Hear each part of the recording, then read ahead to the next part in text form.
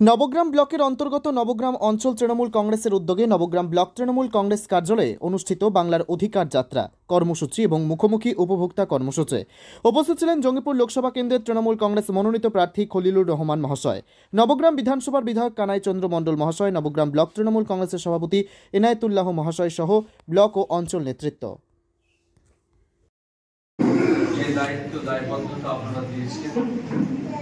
আগামী 5 বছরের আবারও আপনাদের সকলের কাছে আসছে দায়িত্ব এবং দায়বদ্ধতা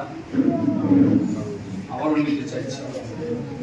এবং মানুষের পাশে থাকা, মানুষের সেবা করা, মানুষের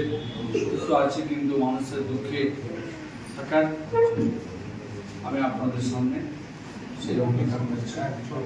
যে আপনারা নির্বাচিত করে নিয়ে আসেন। আমি সর্বতভাবে মানুষের পাশে থাকবো, মানুষের কাজ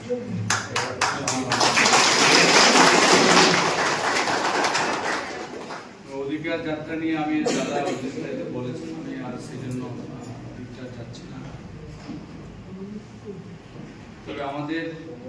জননেত্রী এবং আমাদের নেতা অভিষেক ব্যানার্জি বাংলার মানুষ